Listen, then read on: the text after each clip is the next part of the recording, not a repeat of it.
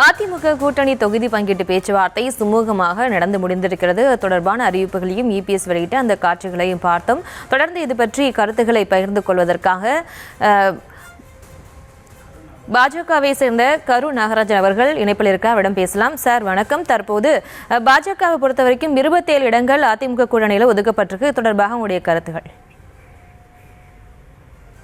மாநில தலைவர் மரியாதைக்குரிய நயனா நாகேந்திரன் அவர்கள் தொடக்கத்திலிருந்தே சொல்லி வருகிறார், எங்களுக்கு எத்தனை இடங்கள் என்பது பிரச்சனை இல்லை, நாங்கள் ஒரு லட்சிய நோக்கத்திற்காக இந்த கூட்டணி உருவாக்கப்பட்டிருக்கிறது, தமிழ்நாட்டின் வளர்ச்சிக்காகவும் தமிழக மக்களின் வளர்ச்சிக்காகவும் பாடுபட போகிற கூட்டணி இந்த கூட்டணி திராவிட முன்னேற்ற கழகம் ஆட்சியிலிருந்து அகற்றப்பட வேண்டும் என்பதுதான் என்னுடைய பொதுவான நோக்கம். எனவே ஆட்சியில் பங்கு, எத்தனை இடங்கள், எந்த தொகுதிகள் என்பதையெல்லாம் ஒரு முக்கிய பிரச்சனையாக எடுத்துக்கொள்ளப் போவதில்லை, அனைவரும் இணைந்து வெற்றியை ஈட்டுவோம் என்று தெளிவாக சொல்லியிருக்கிறார். அதனால் இந்த 27 இடங்கள் என்பது திருப்தி என்பது மட்டுமல்ல, 27 இடங்களில் அனைத்து இடங்களிலும் வெற்றி பெற வேண்டும் என்று நமது கட்சியின் நிர்வாகிகள், மாநில தலைவர் அவருடைய வழிகாட்டுதலில் சிறப்பாக செயல்பட காத்திருக்கிறார் என்பதை தெரிவித்துக் கொள்கிறேன். சார், போன எலெக்ஷனை விட இந்த எலெக்ஷனில் அதிகமான இடங்கள் பாஜகவிற்கு ஒதுக்கப்பட்டதா அதிமுக சார்பில் அறிவிக்கப்பட்டிருக்கு. தற்போதைய இந்த தேர்தலில் ஆல்ரெடி நாடாளுமன்ற தேர்தலில் சீமான் மூன்றாவது கட்சியாக, அதாவது பாஜகவை பின்னுக்கு தள்ளி மூன்றாவது கட்சியாக வந்தார். தற்போது இந்த எலெக்ஷனில் நீங்கள் அதிமுகவோட பாஜக கூட்டணி வச்சிருக்கு. இந்த எலெக்ஷனில் அதிமுக பாஜக கூட்டணியில் எந்த அளவுக்கு வெற்றிக்கான எதிர்பார்ப்புகள் இருக்கும்? கடந்த தேர்தலில் 3வது இடமா பாஜக தள்ளப்பட்டு சீமான் வந்தார்கள் என்பது ஒரு தவறான புள்ளிவிவரம். பாஜகவுடைய கூட்டணி அண்ணா திராவிட முன்னேற்ற கழகம் முதலில் தனித்தனியாக நாங்கள் போட்டியிட்டாலும் பாஜகவுடைய தனிப்பட்ட வாக்கு வங்கி மட்டும் 11.55% என்று தங்களுக்கு தெரிவித்துக் கொள்கிறேன். திரு சீமான் அவர்களுடைய வாக்கு சதவிகிதம் 8.33% என்பதையும் இந்த நேரத்தில் தெரிவித்துக் கொள்கிறேன். எனவே இந்த தேர்தல் என்பது இந்த வாக்கு வங்கி கணக்கு, கடந்த தேர்தலில் எத்தனை இடங்கள் கிடைத்தது, இப்ப எத்தனை இடங்கள் என்பதெல்லாம் பிரச்சனை இல்லை. கடந்த தேர்தலை விட இந்த தேர்தலுக்கு முன்பாக 24 தேர்தலில் பாஜகவுடைய வாக்கு வங்கி மிக அபரிமிதமான வளர்ச்சி அடைந்திருக்கிறது என்பதை எங்களுடைய கூட்டணி கட்சியினுடைய தமிழக தலைவர் திரு மரியாதைக்குரிய எடப்பாடி பழனிசாமி அவர்கள் தெளிவாகவே உணர்ந்திருக்கிறார்கள்.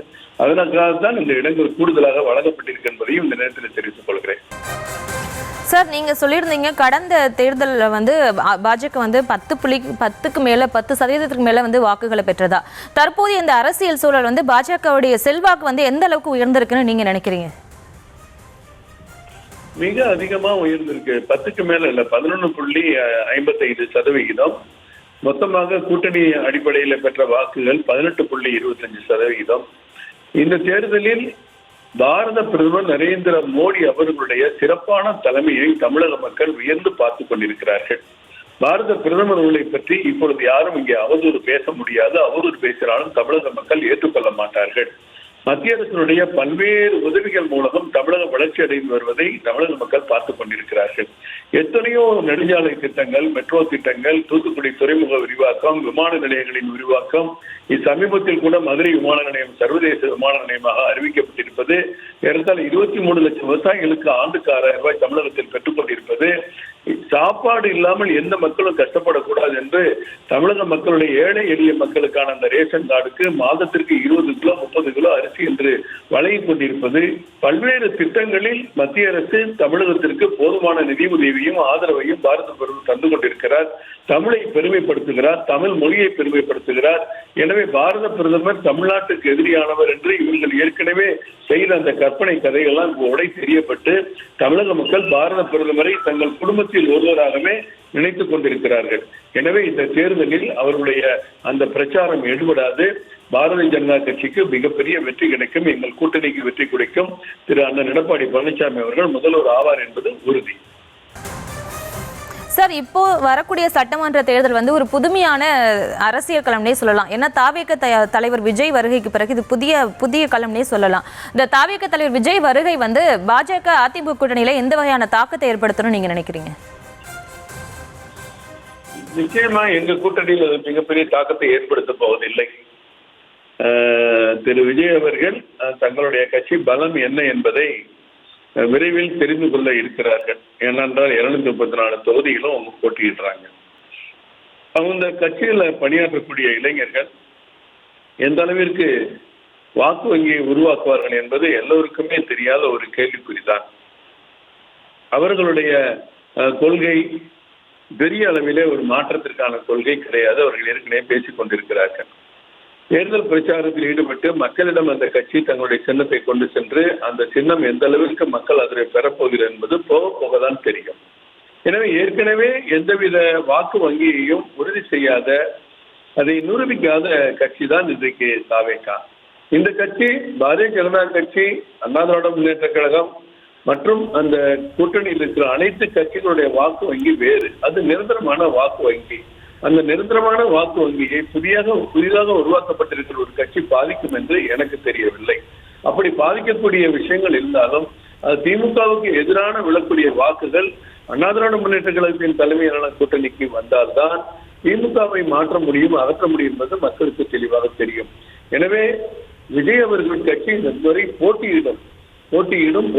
அந்த அளவிற்கு தான் அவர்கள் இருப்பார்கள். எளிய திமுக வேண்டாம், திமுக ஆட்சியிலே சொன்னதை செய்யவில்லை, சொன்ன தேர்தல் வாக்குறுதிகளை நிறைவேற்றவில்லை, எங்கே பார்த்தாலும் சட்ட ஒழுங்கு பிரச்சனை இருக்கிறது என்று மக்கள் மனம் மாறி திமுகவுக்கு கடந்த முறை ஆதரவளித்தவர்கள் இந்த முறை ஒரு எதிர்கட்சிக்கு ஆதரவளிக்க வேண்டும் என்று சொன்னார். அது அதிமுக பாஜக தலைமையிலான தேசிய ஜனநாயக கூட்டணிக்கு தான் வாக்களிக்கப் போகிறார்கள் என்பது நிச்சயமான உண்மை. நீங்க பொறுத்திருந்து பாருங்க.